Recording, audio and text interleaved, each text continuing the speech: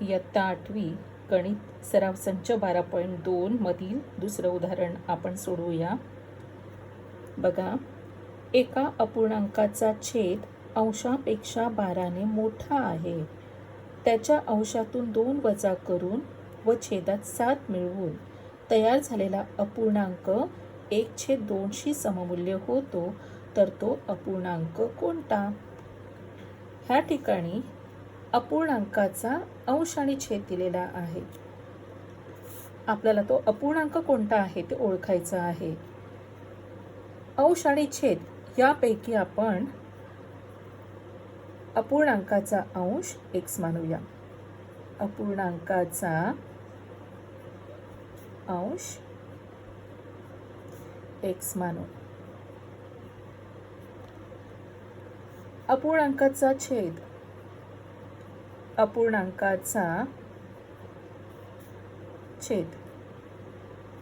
दिलेल्या अटीनुसार बघा, अपूर्णांकाचा छेद अंशापेक्षा 12ने मोठा आहे. जेव्हा मोठा, अधिक असे शब्द जेव्हा असतात तेव्हा लक्षात ठेवायचं आपण ती संख्या मिळवायची असते.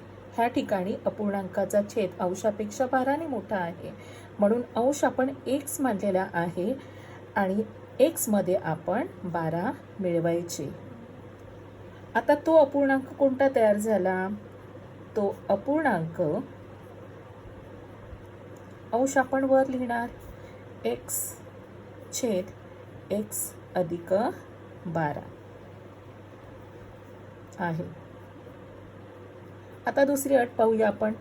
त्याच्या अंशातून 2 वजा करून व छेदात 7 मिळून तयार झालेला अपूर्णांक 1/2शी सममूल्य होतो, तर तो अपूर्णांक कोणता आहे? आता दुसऱ्या अटीनुसार आपल्याला सांगितल्याप्रमाणे लिहूया.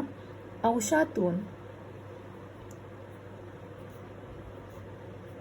2 वजा केले, 2 वजा करून व छेदात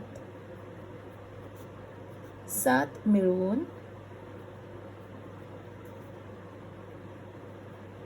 तयार झालेला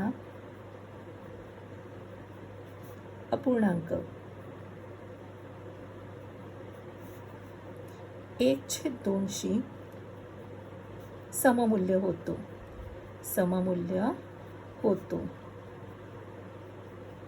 आता जो दिलेला अपूर्णांक आहे त्यामध्ये आपण दिलेल्या अटीनुसार अंशामधून 2 वजा करूया आणि छेदामध्ये मिळवायचे आहेत 7. तयार झालेला अपूर्णांक 1/2 होणार आहे. तयार झाले आता समीकरण. म्हणून x ऋण 2 छेद x 12 मध्ये 7 मिळवले 19 बरोबर 1/2. आता आपण तिरकस गुणाकार करणार आहोत. 2 कंसामध्ये x ऋण 2 बरोबर 1 कंसामध्ये x अधिक 19 गुणूया. 2 गुणिले x 2x ऋण 2 दुणे 4 बरोबर एकाने x ला गुणूया आपण, xच राहणार आहे. एकाने 19 ला गुणले 19च राहणार आहे. ह्यानंतर आपण xचं पक्षांतर करूया. 2x धन x पक्षांतर केल्यानंतर त्याचे ऋण होणार धन 19. ऋण 4चे पक्षांतर केल्यानंतर ऋणचे धन 4 होणार आहेत. 2x मधून 1x गेला, राहिला फक्त x बरोबर 19 मध्ये 4 मिळवले, बेरीज आहे 23.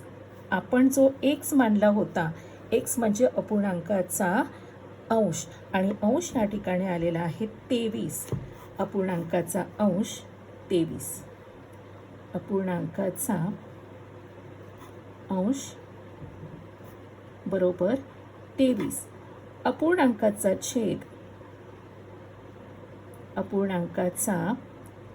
छेद अंशापेक्षा 12ने मोठा आहे.